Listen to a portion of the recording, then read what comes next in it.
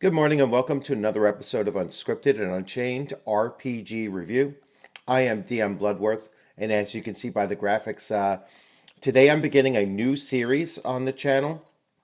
And this series is going to focus on some of my favorite Advanced Dungeons and Dragons First Edition modules that were produced by TSR, and what better adventure module than to begin with the Tomb of Horrors S1. So the Tomb of Horrors is probably the most well-known, recognizable, and iconic adventure TSR has produced. And I don't think I'm going out on very much of a limb in making that claim. It is because this adventure was so deadly that it has that reputation. And it was designed to be that deadly. Now, what I'm going to do is I'm going to go to the PDF and I'm going to do a preview of this adventure, but it is going to be spoiler free, which means that I am just going to, take a look at the introduction of the adventure, the portions that the DM would share with the players, some of the DM tips for using the adventure, and then some of the artwork associated with the module as well, whether that be the map or the handouts or whatever. I am not going to go through and talk about the major, room by room encounters, or even the primary challenge opponent in the adventure itself. So very much just setting the scene for the adventure. That way, if you do choose to use this, and your players will not get too much from this video, and tipping them off as to what to do. So anyway, without further ado, let me jump into the PDF. So I chose this particular PDF and cover because this is the cover that I'm familiar with from when I was a player and when we first ran through this adventure. And we had run through this adventure in my gaming group twice. The first time we suffered a total group wipe, and we were not playing with our primary characters when we did this adventure, which was something that our dungeon master had told us not to do. So he was like, listen, you're going to go into this thing. I don't want you to go into this thing with the characters that you are most fond of. And so we had some secondary characters that we were doing with a different campaign that we were running, sometimes with the other dungeon master that we had in our group. And so we took them in here and we suffered a total group wipe. The second time that we went in, it was to gain a resurrection scroll, which was rumored to be in the Tomb of Horrors.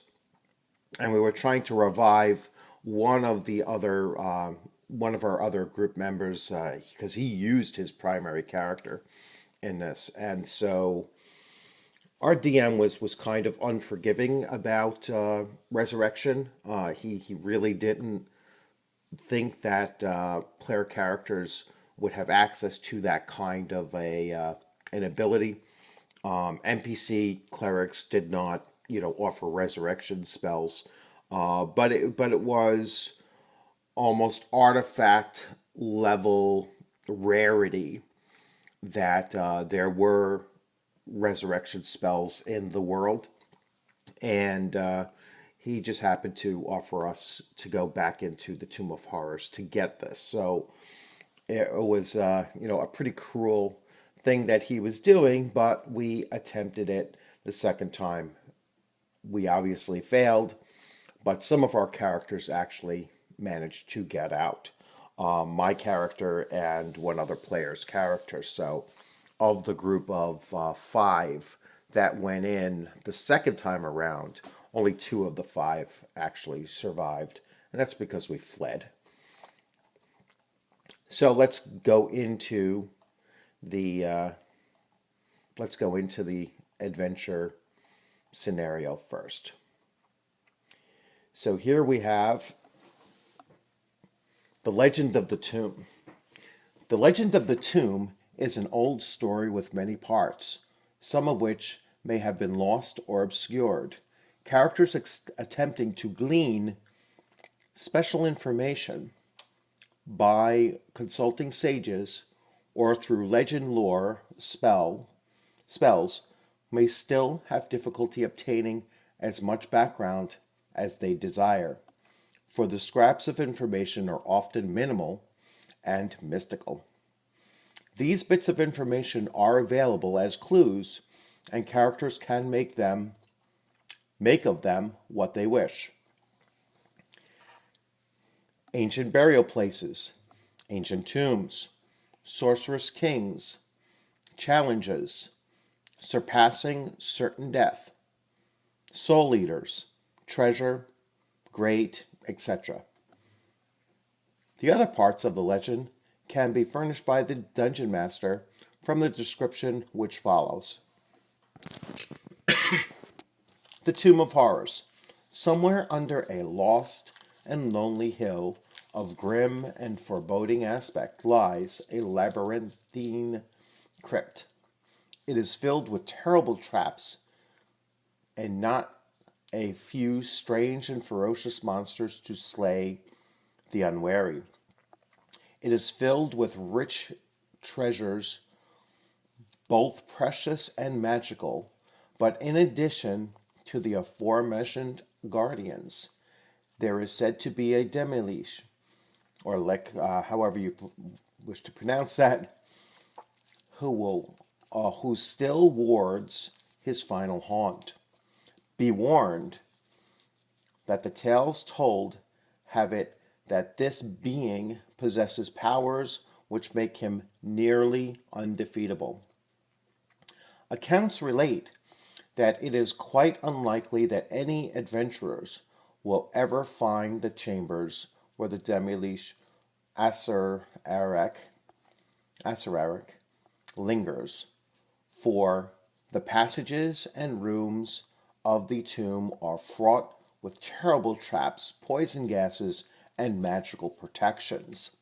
Furthermore, the demi-lich has so well hidden his lair that even those who avoid the pitfalls will not be likely to locate their true goal. So only large and well-prepared parties of the bravest and strongest should ever even consider the attempt. And if they do locate the tomb, they must be prepared to fail. Any expedition must be composed of characters of high level and various classes.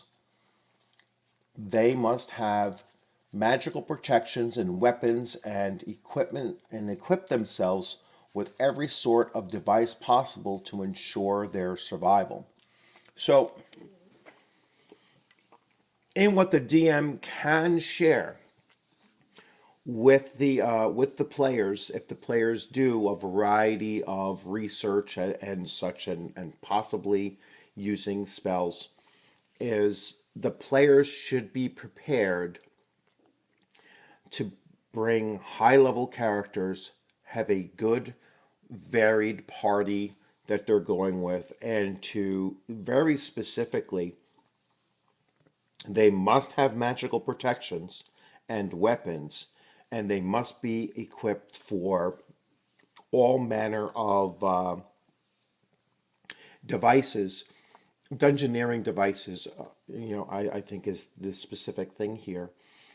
In order to even have a chance of locating the Tomb of Horrors and then potentially surviving it. And even then, they should expect to fail because this is a meat grinder adventure that they're embarking upon. The possible locations of the tomb, and so they give a variety of possible locations to be found throughout the world of Greyhawk here, and some of them might even pose a risk of finding, of finding it or even reaching it. Some of these places are inhospitable, and so it brings those challenges about as well. The notes for the Dungeon Master. As clever players will gather from the reading of the legend of the tomb, this dungeon has more tricks and traps than it has monsters to fight. This is a thinking person's module, and if your character is a hack and slay gathering, they will be unhappy. In the latter case, it is better to skip the whole thing than to come out and tell them that there are few monsters. It is this writer's belief that brain work is good for all players, and they will certainly benefit from playing this module. For individual layers of levels of skill will be improved by reasoning and experience. If you regularly pose problems to be solved by brains and not brawn, your players will find this module immediately to their liking. Negotiation of the tomb will require quite a long time, so be prepared to spend several sessions with this module. When the game ends for the day, assume the expedition is spending the intervening time until play again commences, resting and recovering from the adventure up to that point. Allowing actual game days on a one-to-one basis gives players a chance to recover some lost hit points. 2. As there are no monsters to be randomly encountered within the tomb, the party might be allowed to encamp close to the entrance without fear of random encounters, but if they do so opt, do not inform the players of this. All right, so this is very much designed to allow for several gaming sessions and allow for the player characters to hang back for a while, recover some hit points, recover spells that they might have used, and basically encamp inside the tomb or immediately outside of the tomb and then go back in. And I like the mental image that this creates because it allows for players to think of themselves as almost like they're on an expedition. They're like archaeologists going into this temple or dungeon tomb, and that's a slow going work. They want to be very methodical going through these hallways, especially since they've been tipped off that there are, mostly traps and, all kinds of, puzzles that they might have to, they have to overcome in order to move forward. So the pacing should be very, very slow going through this here. The real enjoyment of this module, I jumped over here now. The real enjoyment of this module is managing to cope. And those players who manage to do so, even semi-successfully, will appreciate your refereeing properly and allowing them to live or die on their own. All right, so as deadly as this adventure was, having lost some 8 to 10 characters in this particular module, I can tell you that my gaming group really did enjoy playing through this adventure. We really did enjoy the fact that we never defeated it. You know, we never beat this adventure. And the only survivors were those of us that actually chose to run and not go back in again. The DMs that ran this adventure were, which we had two DMs in our group. They both enjoyed running this adventure as well. And so it really is a great adventure to run your players through. And again, I mean, I wouldn't have them run their primary characters through it, but I wouldn't also have them roll or use pre-gens for this adventure either. It's best that they have at least a little bit of caring for whether or not their characters survive. So I wouldn't do this as a one shot either. I would build it in somewhere along the lines of, one of the campaigns that your players are running through.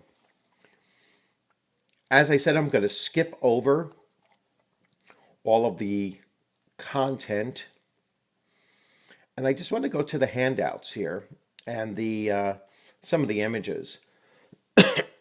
These are great, great images that are in here, and there's a whole section of illustrations. I can't keep on like reorienting this here, so we'll just take a look at them as they go. So, and I was looking to see the artist DCS. I will. It could be Sutherland, Dave Sutherland, but I will double check that. They seem to many are by him. I didn't see in the opening credits mention of the artists, and I wanted to do that, so I will. Many of these are, various puzzles or traps that your characters will have to resolve, and really required very good analysis of these visual components that were given to them. All right, that is DAT. Probably the most iconic of all images from this adventure, and most people know or probably know what the significance of this whole is. I'm not going to reveal it here. But as you can see, I mean, the artwork is incredible. The traps are very lethal.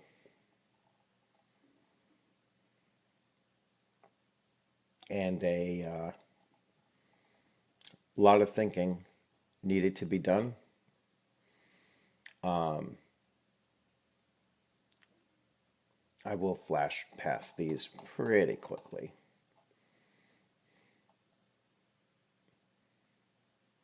A DM could always change the order of those those three casks anyway.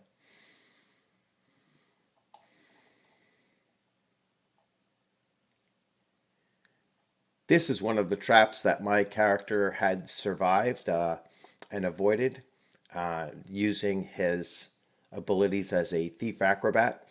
Is the reason why he survived it.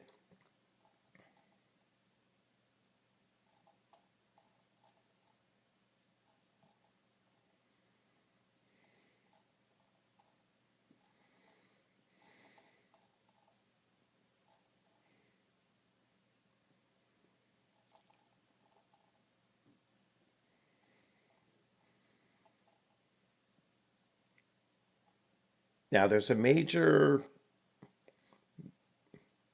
hint that you should get from looking at this image. Maybe it's not a good idea to touch the diamond.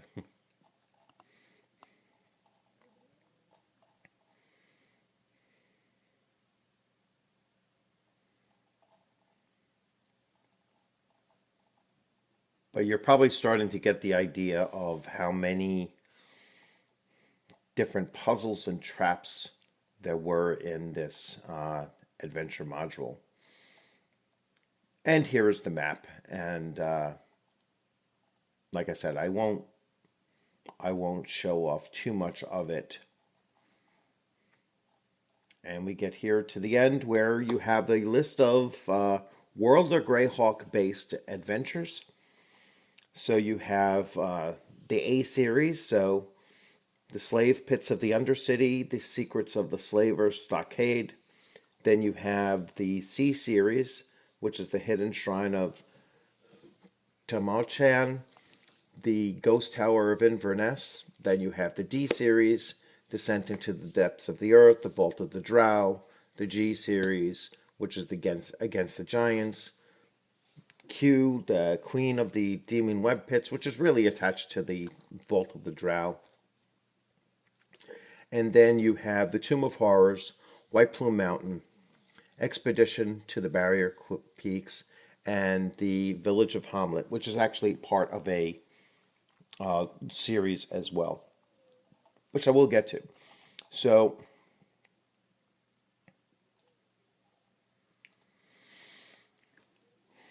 there you pretty much have it as far as the Tomb of Horrors.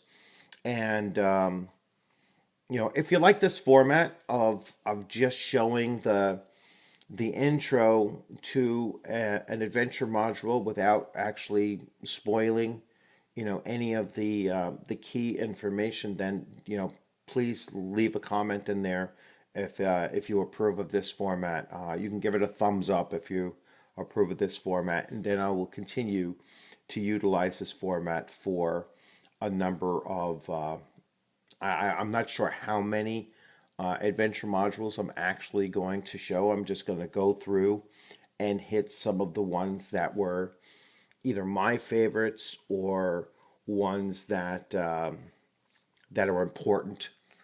Even if I wasn't the greatest fan of that particular adventure, I know Barrier Peaks is one of those that I was never a big fan of, but I will highlight it here as part of this series. I see one back there that in the image that will certainly be shown because it was one of my favorite as well, and that was the Tomb of the Reptile God. And I was a big fan of Saltmarsh as well, more so for the maps and just the theme of it. But I will hit upon many of these during the course of this series. And like I said, I don't know how long I'm going to, or how many videos will be in this series. We'll see. We'll play it by ear as well. So thanks again for joining. If you haven't subscribed, please consider subscribing. Give the video a thumbs up if you enjoyed it.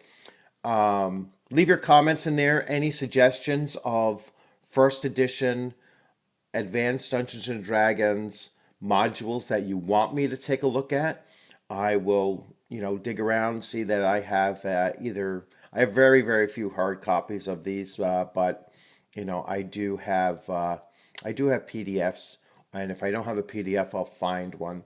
So be sure to leave comments in there and say, hey, take a look at this. Particular adventure module, and then I'll take a look at it. If you have second edition modules that you want me to take a look at, I will eventually get around to doing a whole series of going through the second edition core rule books, and then I'll start focusing on some of those by request only adventure modules, because I never actually played second edition Dungeons and Dragons or Advanced Dungeons and Dragons, so you'll really be guiding my attention to things that I was unfamiliar with. So once again, thanks for joining. Hope you enjoyed this video. Look forward to seeing you on the gaming screen sometime soon. I know I'm doing more videos and a little bit less game, actual game time, which I want to get back to, getting in another time when I'm running games on online. So kind of fallen off of that a little bit. I'm doing more writing now, so that's one of the benefits of cutting back on my DMing duties, is that it gives me a lot more time to do some writing. So once again, thanks for joining. You have a great rest of the day, and I look forward to seeing you on the gaming screen sometime soon. Take care.